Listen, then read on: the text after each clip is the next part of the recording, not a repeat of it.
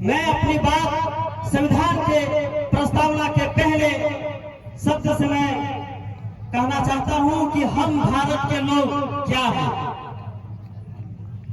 हम भारत के लोग क्या इस देश में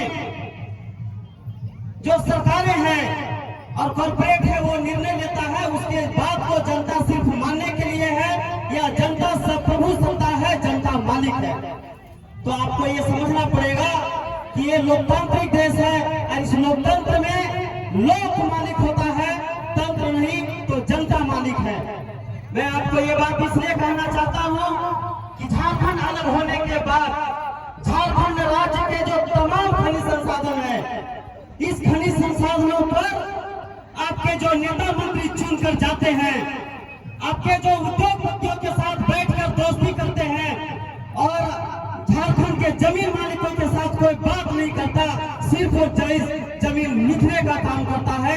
इसीलिए मैं आप लोग के बीच में ये बात कहना चाहता हूं कि ये जल जंगल जमीन और ये जो खनिज संपदा है, इसका असली मालिक कौन है और क्या आज तक ये जो लूट चलती रही है, आज वो दिनों दिन करोड़पति बनते जा रहे हैं। आप देख रहे हैं आपके नेता मंत्री लोग, ईडी का छापा पड़ रहा है, करोड़ों करोड़ों उनके घरों से निकल रहा है। जितने भी इस तंत्र में उपस्थित लोग हैं, सभी लोग कमा रहे हैं। इस राज्य में सिर्फ 4 लोग धन कमा रहे हैं, उसमें नेता, अफसर, अपराधी और उद्योगपति। और जो इन संसाधनों के असली मालिक है, आज भी वो हौसले में खड़ा है। आज वो दर दर के ठोकरे खा रहा है। रोजगार के लिए इस झारखंड के लोग दूसरे राज्यों में पलायन कर रहा है। आज भी लोगों के पास अपनी बुनियादी समस्याओं का समाधान नहीं है, वो बुनियादी जरूरतों के लिए तरस रहे हैं। ऐसे में आज ये आपको जानने की जरूरत है कि इस राज्य की जो संपत्ति है, इसका मालिक कौन है। साथियों,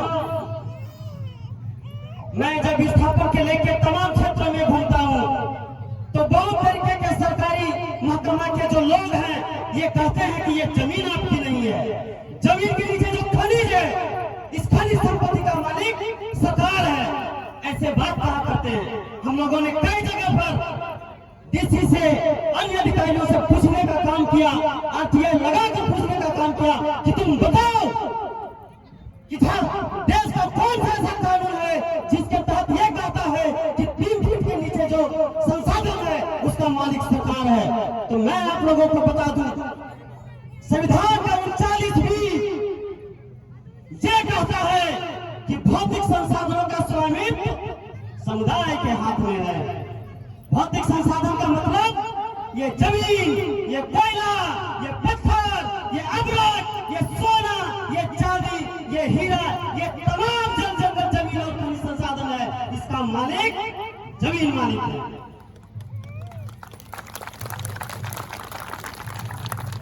और जब सुप्रीम कोर्ट ये बात कहता है, 8 जुलाई 2013 का ऐतिहासिक फैसला, जिसमें सुप्रीम कोर्ट कहता है कि जमीन मालिक खनिज का मालिक है, सरकार नहीं है।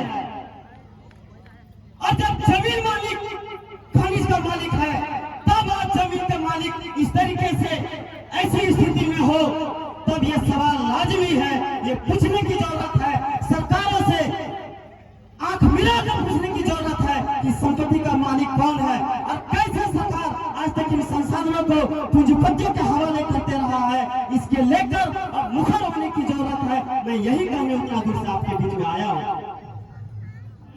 साथियों, इस डर को निकाल दीजिए। बहुत लोग गलतफहमी में रहते हैं कि संपत्ति का मालिक सरकार है, लेकिन संविधान में ऐसा कहीं नहीं है। जब हम 39B को देखेंगे और हम 243 जेड डी को एक साथ देख कर हम पढ़ेंगे तो उसमें स्पष्ट रूप से कहा गया है कि संसाधन का मालिक सिर्फ और सिर्फ समुदाय है, न कोई राज्य सरकार है, न कोई केंद्र सरकार है। ऐसे में सवाल बनता है कि आज तक आपके जो संपत्ति को लूटा गया, जमीन मालिक को या यहाँ की जनता को विकास के जो जन प्रक्रिया है उसको दरकिनार करके यहाँ का जो खनिज संसाधन है सिर्फ और सिर्फ पूंजीपतियों का पूंजी विस्तार का माध्यम बन गया है और नेताओं मंत्रियों का पैकेट भरने का माध्यम बन गया है। एक्चुअल में वो इसका मालिक नहीं है। तो मैं ये कहना चाहता हूँ कि इन संसाधनों को लेकर कैसे आगे बढ़ा जाए।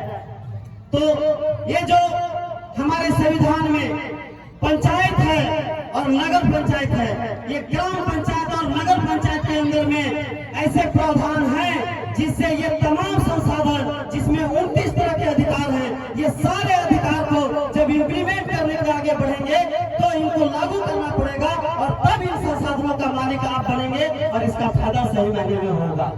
तो जब संविधान ये कहता है कि ये जो संस्थाएं हैं ये कोई केंद्र या राज्य की संस्थाएं हैं, उसको लागू करने की संस्थाएं नहीं है। इन संसाधनों का अपना संवैधानिक अधिकार है और ये योजनाएं बना सकता है। योजना बनाने से लेकर लागू करने तक में सारी प्रक्रिया के हर चरण में जनता की सीधी भागीदारी होगी और इस संसाधनों पर आपका जब अधिकार होगा तभी आप इस सही मायने में सब लोग सफल हो सकते हैं। साथियों, सिर्फ अगर मैं एक सोना की बात करूं तो झारखंड का 83 एक जगह है जहां पर 78 मिलियन टन सोना का भंडार है। 78 मिलियन टन। झारखंड की आबादी आज जो 18 साल से ऊपर है, अगर उसको हम डिवाइड कर दे तो प्रति व्यक्ति 26 केजी सोना होगा और ये 26 केजी सोना आज 50 लाख रुपए केजी सोना है। प्रति व्यक्ति के खाते में अगर जाएगा तो ये 13 करोड़ का हर वो झारखंडी मालिक है। लेकिन इस बात को समझने की जरूरत है कि आज तक विस्थापन और उद्योग नीति के नाम पर सरकारें आपसे लूटते रही है। ये सुप्रीम कोर्ट का एक गलत व्याख्यान था जिसने संविधान को देखने के बजाय, जब यूरोप में ह्यूगो ग्रोसस और डॉक्टर टॉम वो एक विचारक थे और उन्होंने ये कहा था कि जनता की जो संपत्ति है उसका मालिक राजा होगा। वहां राजशाही शासन था तो राजा जब चाहे तो उसको अपने उपयोग में ला सकता है, ऐसा ये बात कहा गया था। पूंजीवाद का जब विकास करना था और अंग्रेजों को जब असीम शक्ति की जरूरत थी, लेकिन आपको ये समझना पड़ेगा कि भारत एक लोकतांत्रिक देश है और इसमें लोक राजा होता है, लोक में जनता राजा है। तो इस एवज से भी अगर देखे तो जनता ही इस संपत्ति का मालिक है। तो साथियों, आज लोग अक्सर ये सोचते हैं कि नहीं, ये जो सरकार है इन संसाधनों को अपने दायरे में लेकर इस्तेमाल करता है, उसको विकास करते हैं। तो मैं थोड़ा सा इस विकास के बारे में बात कर लूं कि ये विकास है या विनाश है। झारखंड में औसतन 67 करोड़ का कोयला है। इस 67 करोड़ के कोयला में सिम्फिडिया का रिपोर्ट, कैग का रिपोर्ट, कोल इंडिया का रिपोर्ट कहता है कि जो ओपन कैप्टिव रिजर्व भंडार है, जो ओपन माइनिंग होता है, उसमें कुल रिजर्व भंडार का 25% भी खाना विपणन रॉयल्टी में खर्च नहीं होता। तो 70 करोड़ का कोयला है तो उसको आप 25% देख लीजिए, 20 करोड़ भी नहीं होता है। तो 20 करोड़ रुपया भी अगर उसको खर्चा हो जाए तो कंपनी को एक 50 करोड़ बचता है। तो जहां कंपनी को एक तरफ 50 करोड़ मिल रहा हो और आपको क्या मिलता है, मुआवजा। आज सारे तमाम कोल ब्लॉक्स निजी कंपनियों को दे दी गई है और इस निजी कंपनियों में आज नौकरी की बात नहीं होती है। लेकिन अगर आप बहुत लड़ाकू हैं और अगर आपको नौकरी भी मिलेगा तो आप पढ़े लिखे उतना नहीं है, आप टेक्नीशियन नहीं है, तो आपको ग्रुप डी की नौकरी मिलेगी 20-25 हजार रुपये महीने की। अगर 20,000 रुपये की महीना मिला तो साल भर में 2,40,000 हुआ। 30 साल के लिए भी माइनिंग हुआ तो 72 लाख हुआ। 10 लाख 15 लाख मुआवजा मिल जाएगा। बहुत होगा तो 82 लाख 92 लाख, इससे ज्यादा नहीं जाएगा। और जब ये खनन कंपनियां चलती है तो आपके क्षेत्र में अगर कर्मा का उत्सव है तो 50,000 चंदा, अगर कोई पूजा हो रहा है तो 1 लाख चंदा। इस तमाम चीजों को मिला दे तो आपको 1 करोड़ भी नहीं मिलता है और कंपनी को 50 करोड़ फायदा होता है। तो आप बताइए कि 50 करोड़ का विकास हो रहा है या 1 करोड़ कमाने वाला जमीन मालिक का? क्या जमीन मालिक का विकास हो रहा है? ये है विकास। और आप क्या खो रहे हैं? ये जो जमीन आपको पूर्वजों ने दिया है इसे आप सदा के लिए खो जा रहे हैं। एक बार और जमीन देने के बाद आपको मुआवजा भले मिल जाएगा, लेकिन वो खतियान कहां से लाइएगा जो खतियान आपको 1932 के आधार पर झारखंडी होने का प्रमाण देगा? ये से लाइएगा। तो ये गलत नीति है, ये विस्थापन नीति ही गलत है। अब सीधा जनता को उत्पादन में भागीदारी करनी पड़ेगी, जो जरूरत होगा उसे वो पूरा करना पड़ेगा अपनी मार्केट पर। अगर सरकार को ही माइनिंग करना है तो अब सीधा ये बात करनी होगी कि जमीन हमारा, खनिज हमारा, पूंजी तुम्हारा, उत्पादन होगा आधा आधा। तो सोचिए, अगर 50 करोड़ की संपत्ति है, उसको आधा अगर आपको मिलता है तो 25 करोड़ के आप मालिक बनते हैं।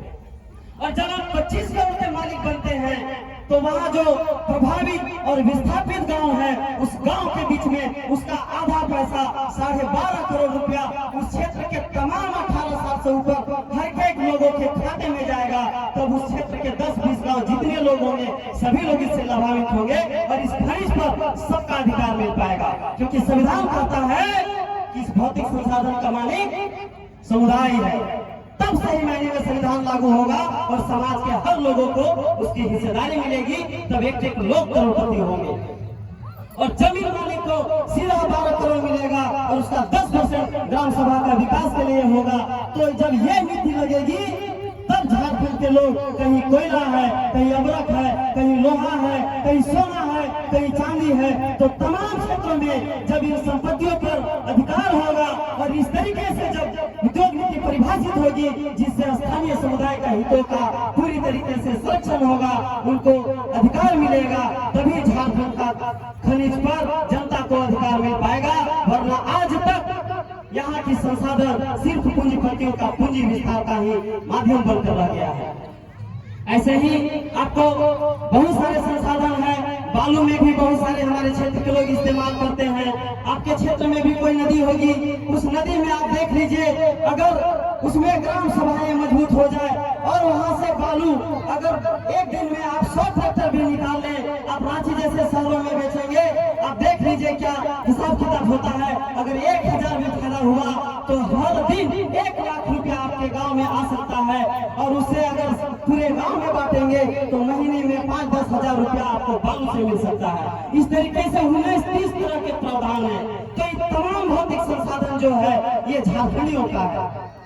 तो इन संसाधनों पर आपको कब्जा करने के लिए आगे बढ़ना पड़ेगा। उद्योग नीति में स्पष्ट करना पड़ेगा कि खनिज हमारी, पूंजी तुम्हारी, उत्पादन होगी आधी आधी। और अब पहले की तरह जमीन सेल डीड में नहीं देना है, अब जमीन सिर्फ लीज डीड में देना है। जमीन से कोयला निकलने के बाद या जो भी वहाँ खनिज संसाधन है उसको निकलने के बाद समतल करके पुनः वो जमीन रैयत को सौंपा जाना चाहिए। क्योंकि ऐसा नहीं करने के कारण आज तक पूरे झारखंड में 15 लाख लोग विस्थापित हो चुके हैं और 15 लाख हेक्टेयर से ज्यादा जमीनें बड़ी बड़ी परियोजनाओं के नाम पर दिया गया है। आज तक जितनी योजनाएं आती है सभी योजनाओं में कहा जाता है कि ये जो सड़क बनेगा उसमें जनता के लिए बनेगा, ये जो एयरपोर्ट बनेगा वो जनता के लिए बनेगा, वो जो बड़े डैम बनेंगे। जब चांडिल डैम बन रहा था तो ये कहा गया था कि चांडिल डैम का पानी किसानों के खेतों में जाएगा, लेकिन आज वर्तमान सच है कि ये तमाम जनता के नाम पर ये संसाधन और ये जमीन नहीं दिया जाता है, लेकिन ये संसाधन लास्ट में पूंजीपतियों के हाथों में बेच दिया जाता है। और आपके नेता मंत्री बैठकर बंद कमरों में उनके साथ समझौता करते हैं और अतिथि भर भर के लाते हैं। यही कारण है कि आज उनके घरों में करोड़ों करोड़ों की संपत्ति निकल रही है। तो अब वो समय आ गया है इस बात को समझने की, संविधान को जानने का कि अब वो बात नहीं चलेगा। अब जमीन किसान को वापस लौटाना पड़ेगा और अब हमारे पास खतियान बना रहेगा, क्योंकि खतियान ही हमारा झारखंडी होने का पहचान है। आज सरकार का स्वामित्व योजना कार्ड, केंद्र सरकार ने स्वामित्व योजना चला रखा है। इस योजना के तहत आपके गांव का परिसंपत्तियों का डिजिटल सर्वे होगा, ड्रोन कैमरा से सर्वे होगा और आपके पास जो जमीन है उस जमीन पे जिसके आपके पेपर है उसका तो आपको अधिकार मिलेगा। लेकिन गांव में वो जो सार्वजनिक जमीन है, गर्भजुर्वा खास जमीन है, उन जमीनों को पिछले सरकार ने भूमि लैंड बैंक बनाकर पूंजीपतियों को देने का काम किया है।